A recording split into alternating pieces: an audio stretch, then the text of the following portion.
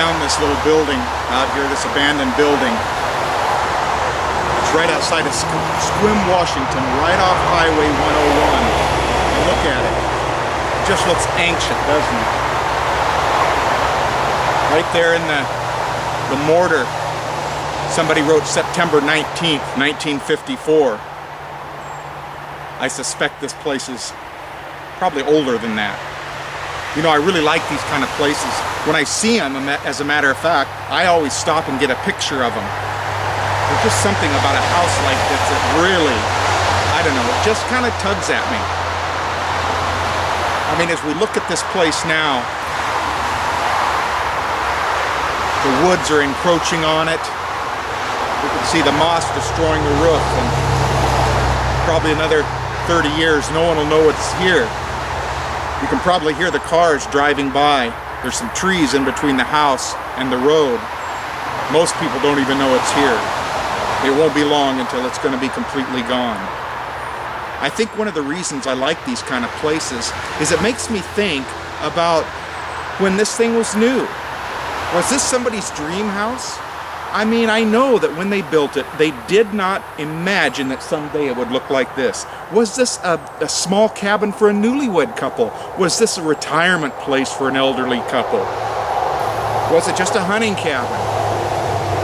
Either way, this is what it looks like now.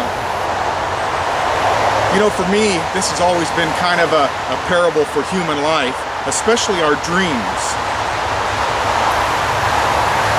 You know, when we're young, we start building the dreams and the things that we want to be. We begin to build those, and they're just always so beautiful.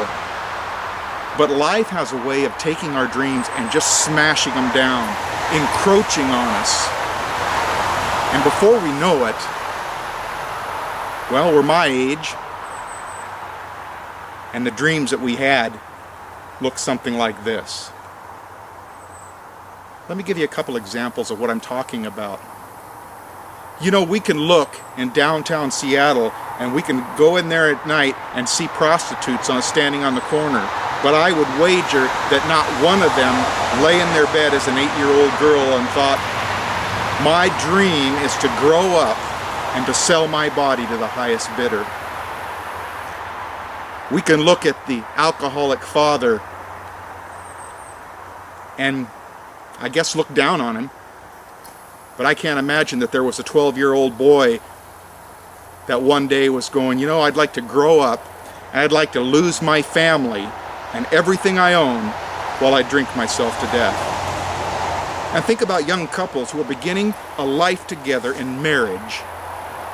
The plan was not to get divorced and to have a bitter custody battle over the children. The reality is, life kicks the snot out of us.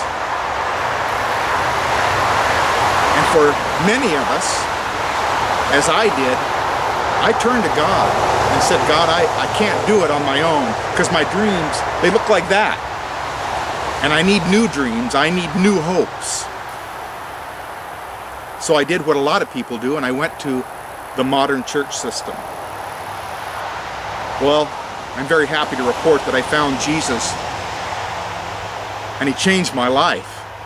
Oh boy, did he ever change my life. But you know what? It was in spite of the modern church system, not because of it.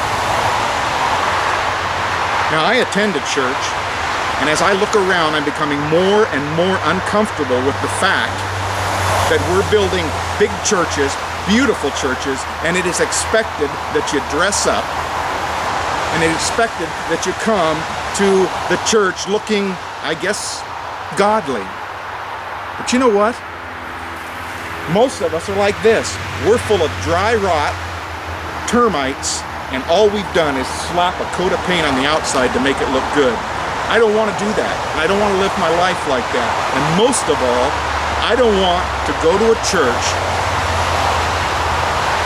where you got to clean up your act before you feel welcome. There is a lot of people out there that are hurting, and they're dying on the streets, and they can't come to the modern church system because they're too dirty, they're too sinful, and they're too much of an outcast. You know what?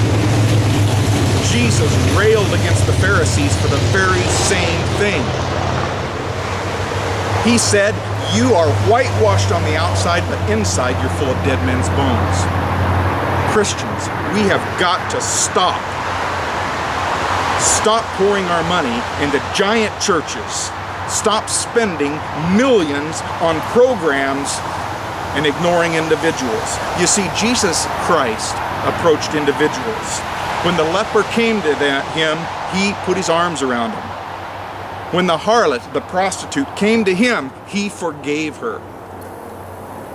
And you know what? If there was anyone who ever walked this earth who deserved to dress according to his station, that was the King of Kings and the Lord of Lords, Jesus Christ. But he walked among men humble. It is time for us to humble ourselves. Stop doing what the Pharisees were doing. We have been blinded and fooled by Satan. We have been blinded and fooled by large church denominations who want your money. And there's nothing wrong with giving money to the church, but when the money is going to maintain a modern church system, that's wrong. We've got people out there who are starving. We got people out there who are looking for an answer. And we can't give our money and give our time to the modern church system and expect it to work. You know what? It's time you and I got our hands dirty.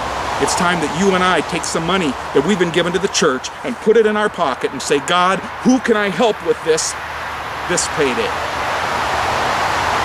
It's time to take aside the garb of righteousness and piousness that we have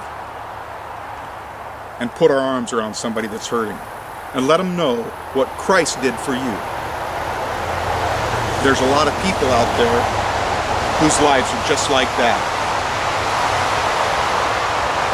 Full of dry rot, full of termites, and all they've done is slap a new coat of paint on it.